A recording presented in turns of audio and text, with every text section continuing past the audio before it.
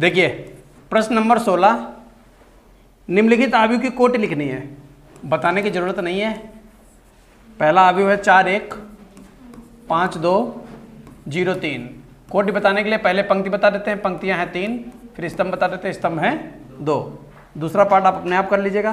Question number 17, इसमें ए का मान दिया गया है 2 0 -3 5 और बी का मान दिया गया है 1 -3 0 2, जो हमने साथ टेस्ट में दे दिया था आपको।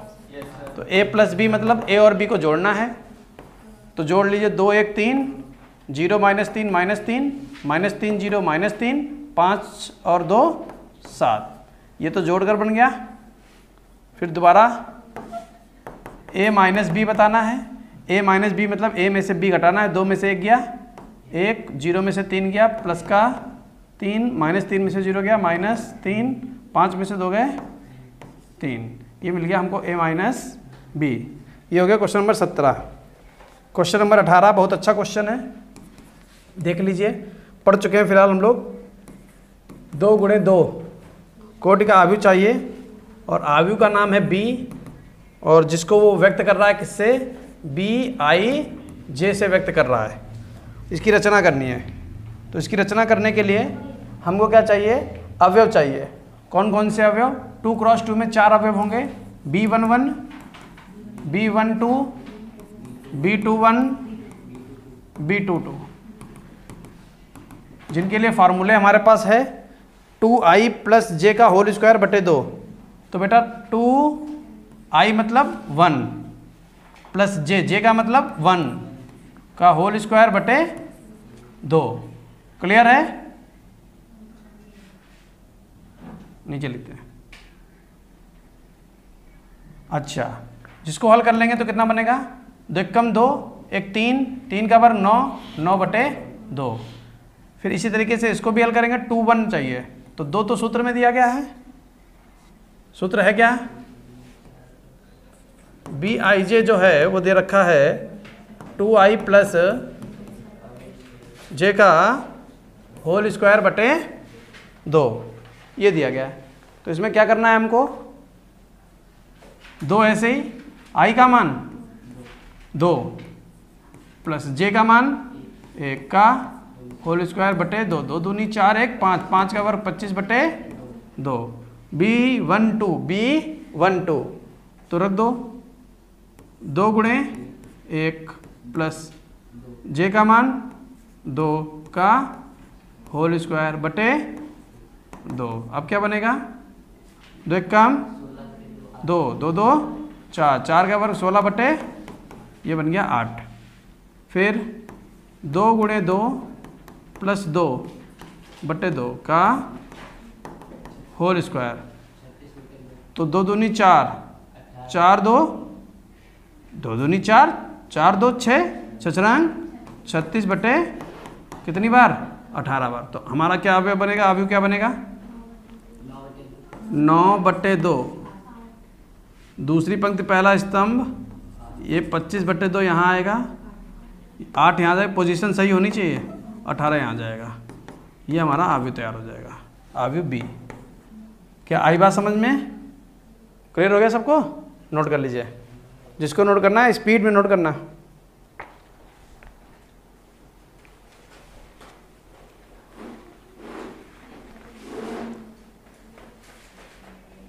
नहीं बैठ पा रहे हो?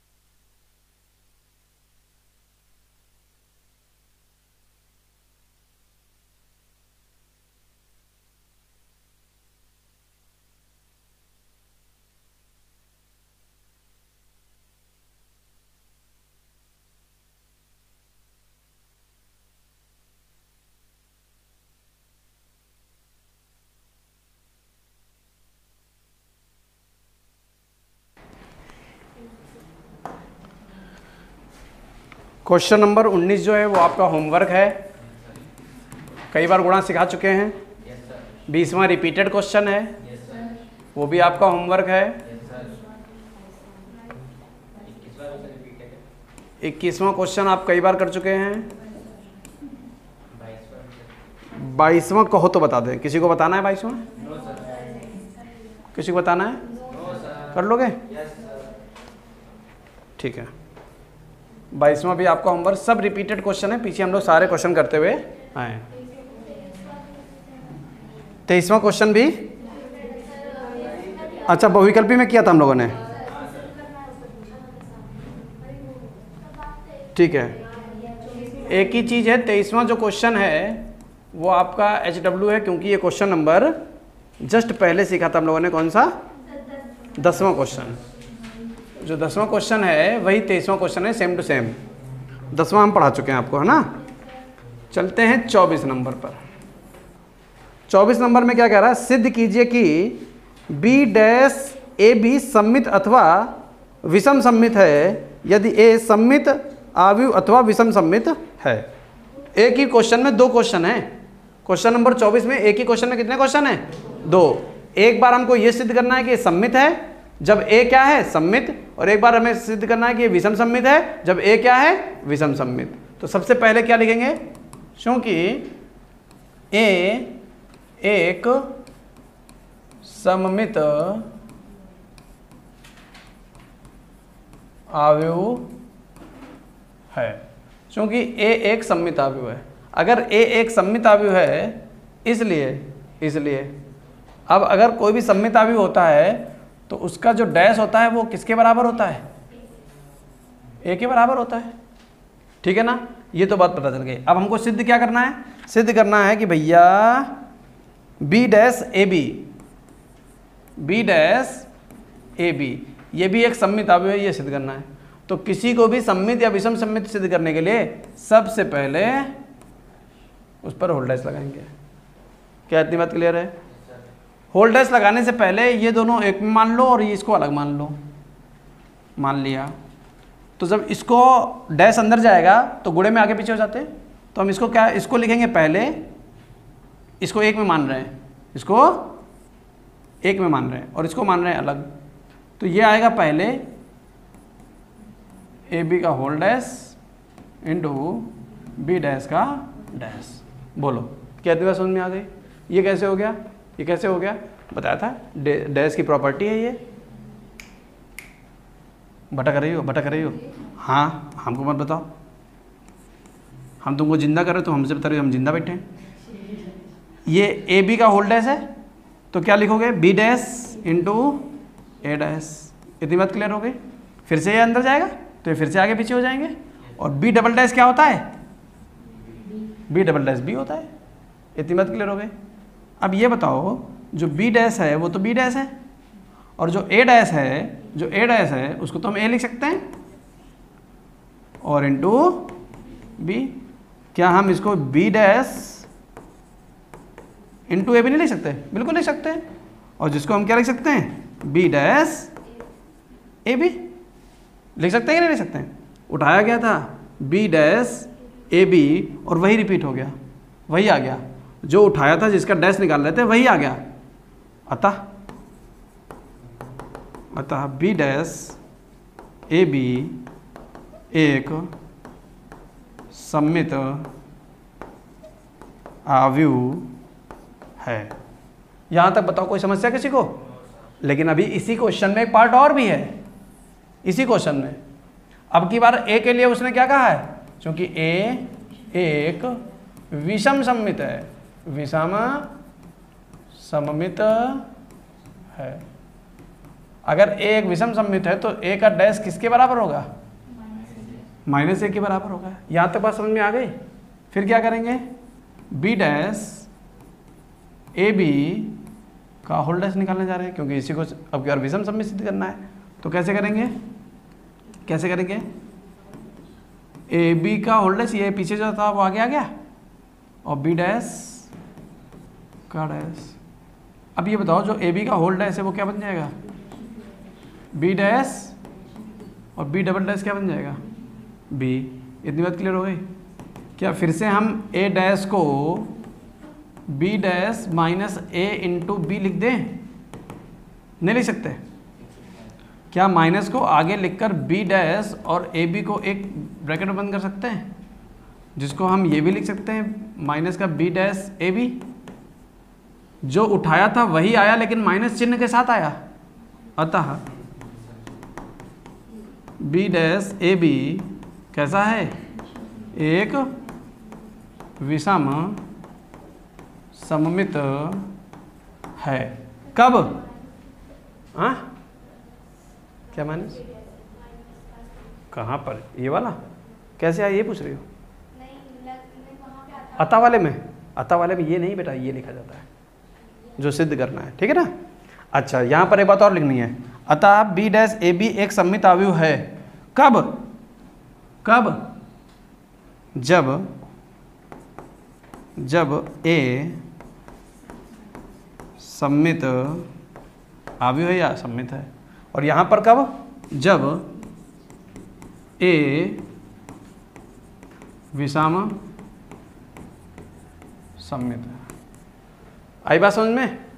नोट कर लीजिए फटाफट, बहुत इंपॉर्टेंट है, टेस्ट में पका पकाया रखा हुआ है।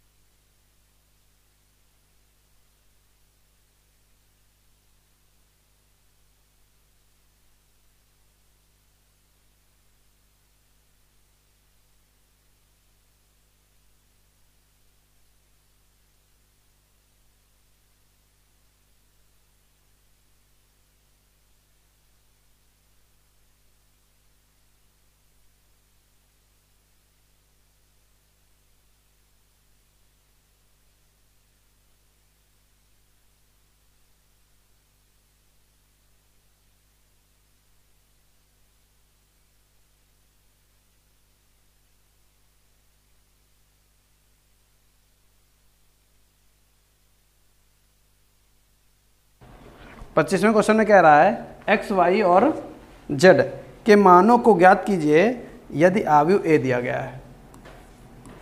आव्यूह ए दिया गया है जिसमें लिखा हुआ है 0 2 y z 0 2 y z X Y minus Z X minus Y और जेड, ये हमको आव्यूह ए दिया गया है और कह रहा है कि ए डैश इंटू ए जो है वो किसके बराबर है, आई को संतुष्ट करता है। क्या इतनी बात क्लियर है? ए डैश ए जो है वो किसको संतुष्ट करता है? यहाँ तक किसी को कोई समस्या?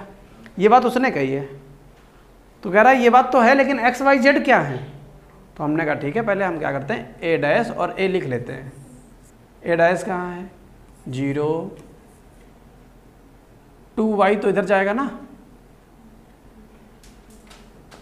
2 y पंक्ति को स्तंभ में लाएंगे, z ए डैश लिख रहे हैं x y minus Z X minus Y Z, A dash हो गया a 0 2 y Z X Y minus Z X minus Y Z I 1 0 0 1 0 0 0 1 0 0 0 1। Clear है? अब क्या करेंगे? पड़ेगी कड़े में, तो क्या बनेगा 0 एक्स स्क्वायर 2 एक्स स्क्वायर, पहला अवयव तैयार हो गया। फिर 0 एक्स वाई 0, ठीक है, 0 एक्स जेड 0, फिर 0 एक्स वाई 0 बन रहा है, 2y का 4y प्लस y यानी 5y स्क्वायर 6y स्क्वायर। फिर से चेक कर लो, इस पड़ेगी इस खड़े में गुणा करेंगे तो 2 दूनी 4y स्क्वायर बन गया, y स्क्वायर 4 और 1 5 और ये माइनस माइनस प्लस, ये भी प्लस का बनेगा, 1 कम 1 5 1 6 और इस पड़ेगी इस खड़े में तो 2yz माइनस का yz माइनस का yz क्या बन गया 0 0 माइनस 0 0, ये भी 0 बनेगा है, बेमानी कर ली। जेड स्क्वायर 3z स्क्वायर और इधर लिखा हुआ है 1 0 0 0 1 0 0 0 1। क्या बनेगा? तुलना से 2x स्क्वायर का मान कितना बता रहा है 1, तो x स्क्वायर का मान 1 बटे, तो x बराबर प्लस माइनस का 1 बटे √2। क्लियर?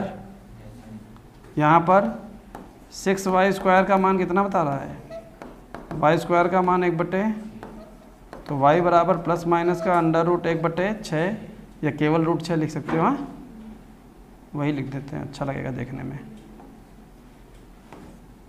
और 3z स्क्वायर बराबर 1, z स्क्वायर बराबर 1 बटे 3, z बराबर प्लस माइनस 1 बटे √3, ये z का मान। बताओ क्या समझ में आ गया सबको?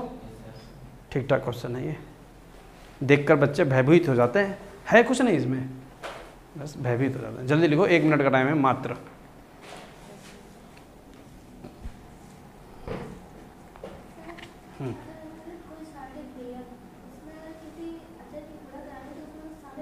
सारणिक की आव्यूह नहीं, किसी एक पंक्ति या किसी एक स्तंभ में,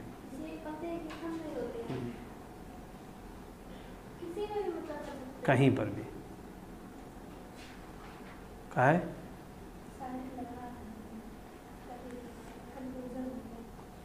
आव्यूह में प्रत्येक तत्व से, सारणिक में किसी एक पंक्ति में या किसी एक स्तंभ में।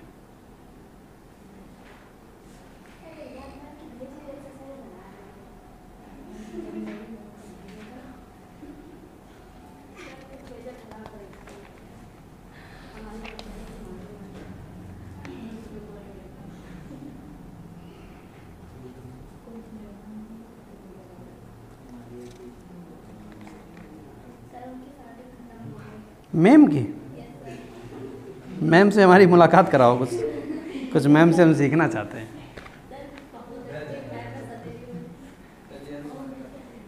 हाँ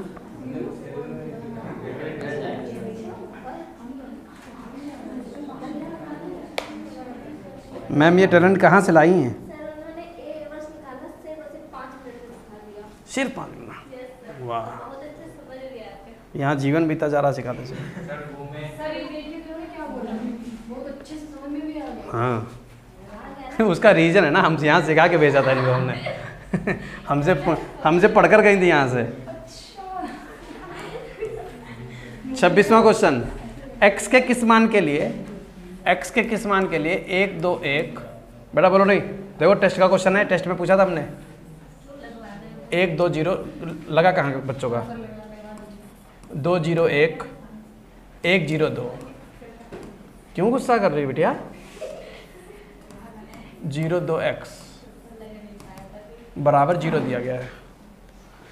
x के किस मान के लिए ये बनाया गया है? देखो अगर डर जाओगे तो नहीं लगा पाओगे।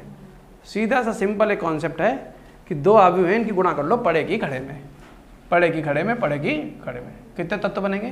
3 तत्व बनेंगे। बना लीजिए अवयव के अंदर। तो ये बना दिया अवयव। पहला 1 एकम 1 2 दूनी 4, 1 एकम 1 6 बन रहा है, 2 बन रहा है, 4 बन रहा है। ये गुणा तो सभी को समझ में आ गई होगी। फिर कितना है? 0 2 x। ये दूसरा क्वेश्चन है क्या? वही है जो हमने पूछा था। अच्छा वो दूसरा, उसमें 2 बार x था ना।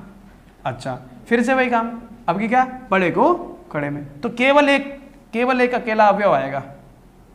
तो 0 2 दूनी 4 प्लस 4x। ये पूरा एक अवयव है, अवयव मत तैयार कर देना। समझ गए? 4x बराबर -4, x बराबर -4/4 4। लग गया क्वेश्चन? समझ में आ गया? लिखने की जरूरत नहीं है। ये था 26। 27वां आप अपने आप करिए, है ना? HW है। 28वां टेस्ट वाला क्वेश्चन है। अगर हाँ बिल्कुल बताएंगे। बेटा बोलो, नहीं बातें क्यों करने लगते हो तुम लोग? थोड़ी थोड़ी देर में कुछ याद आ जाता है क्या? लड़ने लगते हो। लड़ो, अद्धा अद्धा तो नहीं लाए हो?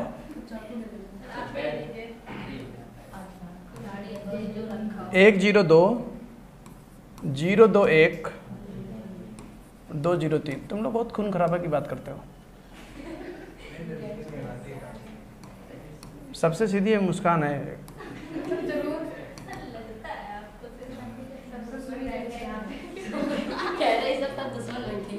हाँ ये सबसे सूधी है। अच्छा अब नहीं बोलना है, अब नहीं बोलना, केवल सुनना है। पंक्ति की स्तंभ में, इस पंक्ति की इस स्तंभ में एक अवयव बनेगा, एक अवयव बनेगा, एक अवयव बनेगा। बनाइए अवयव जरा, बोलना नहीं सुनना है। x 0 -2, ये एक अवयव बना है, अवयव। 0 -10, ये दूसरा अवयव बना है। 2x -5 -3 -8, 2x -8। बोलो यहाँ तक समझ में आ गया? यहाँ तक सबको समझ में आ गया? अब क्या करोगे? अब क्या करोगे? x 4 बराबर में कितना? 0। क्या करोगे? पंक्ति की स्तंभ में, जिससे मिलेगा क्या? अवयव की अवयव, एक अवयव, सिंगल अवयव का अवयव तैयार होगा, जिसको हम एक अवयव भी बोल सकते हैं। तो क्या बनेगा भैया? इसकी जब इससे गुणा कराओगे तो x² -2x। अब अवयव मत बनाने लगना, अवयव मिलेगा, इसलिए -40 प्लस का 2x -8 बराबर में 0। अब -2x प्लस 2x कट गया।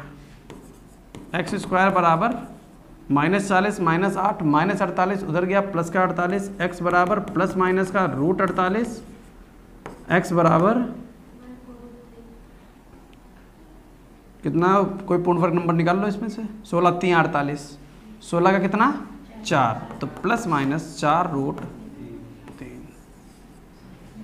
इतना सिंपल था, क्या समझी? लिखो। एक बार जैसे मैंने 2 बार लगाया ना, एक बार साहब बना के तुलना कर दी थी 0 से।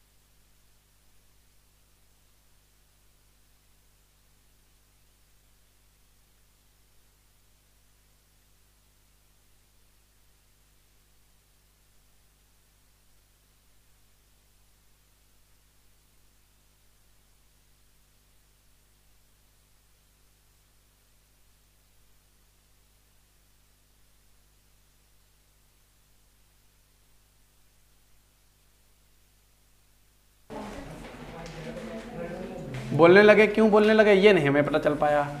ऐसी कौन सी मड़ी तुमको मिल गई जिसकी वजह से तुम इतना परेशान हो गए कि कहाँ, किस बाजार में ले जाएं इस मड़ी को बेचने के लिए? बाजार हैं 2। मैं मड़ी, तुम मंडी ले जाओगे तो तुमको मिलेगा क्या?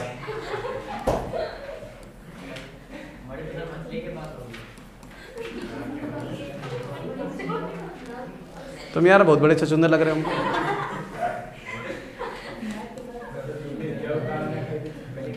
दस 10,000, 2,000, अभी केवल हम लोग डाटा लिख रहे हैं, अभी कुछ नहीं मालूम है क्या ये। 18,000 ज़्यादा हुई क्या? तुम लोग ऐसे हंसते जैसे हमारे पास रबड़ नहीं है। 6,000, रहन दो विवेक। 20,000, 8,000। अब पहले प्रश्न पढ़ते हैं, प्रश्न में है क्या। एक निर्माता 3 प्रकार की वस्तुएं एक्स वाई जेड का उत्पादन करता है, यानी 3 प्रकार की वस्तुएं वो बना रहा है, जिनका वह 2 बाजारों में विक्रय करता है, 2 बाजारों में बेचने जाता है, 2 बाजार। वस्तुओं की वार्षिक बिक्री आगे पृष्ठ पर सूचित भैया है, हाँ निर्देशित है। तो उत्पादन है एक्स है, वाई है, जेड है, बाजार 1 है, ठीक है। तो उसने कितने, पहले बाजार की बात करो, उसने कितनी वस्तुएं बनाई? एक्स वस्तुएं बनाई 10,000, 2,000 और 18,000। ये पहले, ये क्या है, ये पहले बाजार की कहानी, दूसरे बाजार की कहानी है, ठीक है। इतनी बात समझ में आ गई। अब इसका टाइप पढ़ते हैं। ए पार्ट। ए पार्ट में क्या कह रहा है कि एक्स वाई जेड की प्रत्येक इकाई का विक्रय मूल्य दिया गया। क्या? विक्रय मूल्य। तो जब विक्रय मूल्य दिया जाएगा तो हम क्या निकालेंगे? विक्रय मूल्य ही निकाल पाएंगे। अब ये विक्रय मूल्य होता क्या, जिनको जानकारी नहीं वो समझ ले। जिस कीमत पर किसी वस्तु को बेचा जाता है उसको बोलते हैं विक्रय मूल्य, और जिस कीमत पर किसी वस्तु को खरीदा जाता है उसको बोलते हैं क्रय मूल्य। तो यहाँ पर बाजार फर्स्ट की बात हो रही है। किस बाजार की बात हो रही है?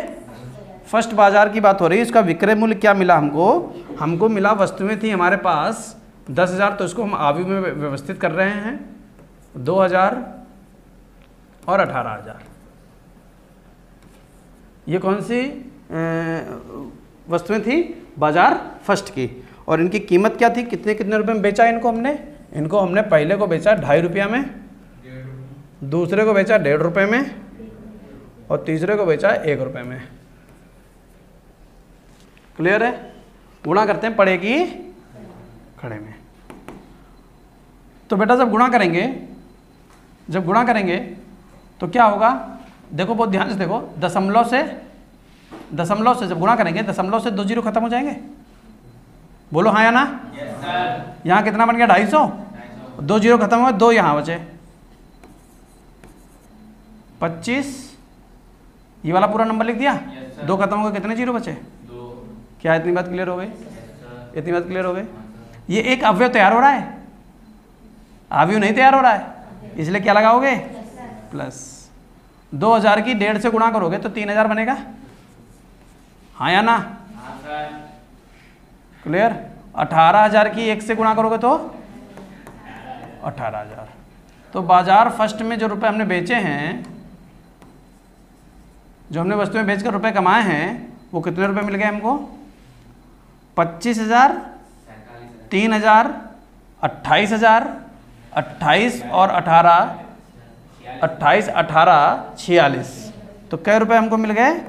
46,000 रुपये की चीज़ें हमने बेची हैं मार्केट में। समझ गए? लेकिन ये तो बाजार फर्स्ट में बेची, बाजार सेकंड में तो पता ही नहीं चल पा रहा है। तो बाजार सेकंड के लिए विक्रय मूल्य निकालो। विक्रय मूल्य, बाजार सेकंड के लिए विक्रय मूल्य निकालो बेटा। तो क्या करोगे? पंक्ति को व्यवस्थित करो। कितना? 6,000, 20,000, 8,000। ये तो हमने अपनी पंक्ति तैयार करी है। और स्तंभ कीमत तो वही थी ना, 2.5 रुपये में बेचा, 1.5 रुपये में बेचा, 1 रुपये में बेचा। 6,000 को अगर 2,500 में बेचोगे, वो 2.5 रुपये में बेचोगे तो 6,000 दूना 12 और आधा और 3, 12 3 15,000 रुपये। क्या ये समझ में आ गया? प्लस 20,000 की चीज़ 1.5 रुपये में बेचोगे तो 30,000 रुपये मिलेंगे और 8,000 ऐसे ही। क्लियर हुआ? कितने रुपए बने जाकर? 53। झोल लग रहा है हमको। अच्छा 30,000 है ये, 53,000। ठीक है? 15 30 45 और 8 53,000। यहाँ 53,000 रुपये की चीज़ें बेच कर आए हो। यहाँ पर पहली बाजार में कितने की चीज़ें बेच कर आए हो? 46,000। ठीक है, अभी क्वेश्चन का ए पार्ट लग गया। बी पार्ट में क्या कह रहा है? यदि 3 वस्तुओं के प्रत्येक की लागत आय दी गई, कॉस्ट, कितना रुपए खर्चा बैठा था? वो 2 रुपये 1 रुपये 50 पैसे बैठा था। ठीक है, तो बी पार्ट चालू कर दिया हमने। पहले बाजार में हम क्या चेक कर रहे हैं? क्रय मूल्य कितना है। पहले बाजार में क्रय मूल्य कितना है? तो क्रय मूल्य के लिए पहले कितना? 10,000, फिर 2,000, फिर 18,000। इस पंक्ति आयु की किससे गुणा करेंगे? स्तंभ आयु की, जिसका लागत कितना है? क्रय मूल्य चेक कर रहे हैं। 2 1 50, 2 1 50 पैसे, मतलब आधा रुपये कह सकते हो। क्लियर है? जब ये 10,000 है, 2 रुपये की चीज़ बैठी थी, तो कितने रुपए खर्च हुए होंगे बनाने में इसको? 20,000 यहाँ रुपये लग गए। 2,000 रुपये की ये वस्तु तैयार हुई और 9,000 की ये वस्तु तैयार हो गई। तो बेटा 20,000, 9 11 31,000 की, 31,000 रुपये तो खर्चा आया है। 31,000 रुपये का क्या आया है? अब ये प्रश्न पढ़ लो। गलती क्या होती बच्चों से कि पूरा प्रश्न पढ़ते नहीं है। प्रश्न में लाभ पूछा है। लाभ क्या पूछा है?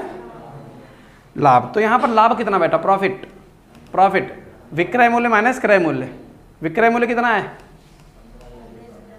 46,000 माइनस उसका लाभ बैठा 15,000 रुपये। ठीक है ना? और मार्केट सेकंड की बात कर लो भैया फटाफट। है क्या निकालोगे? क्रय मूल्य। क्रय मूल्य कितना कितना था? 6,000,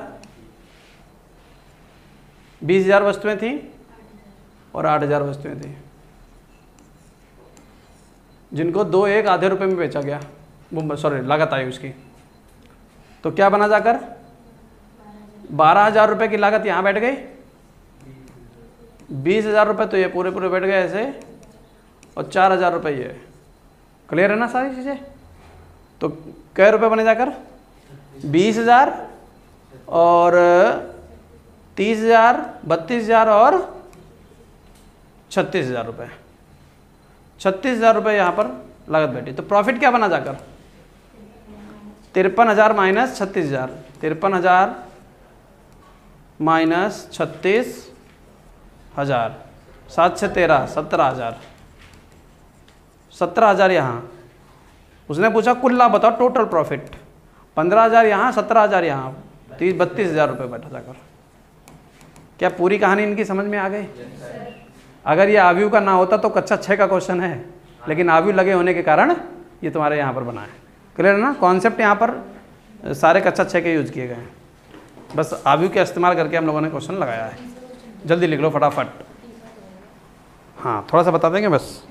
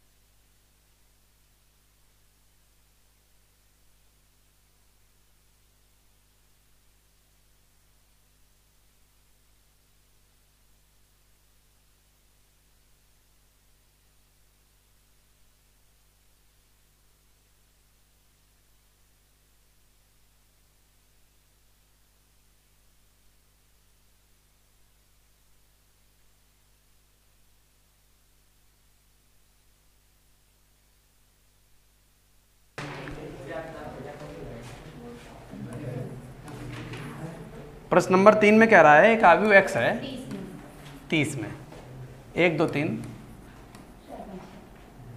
4 5 6 बरोबर में दिया गया है -7 -8 -9 2 4 6। ये दो आव्यूह दिए गए हैं और आव्यूह x का मान ज्ञात करना है।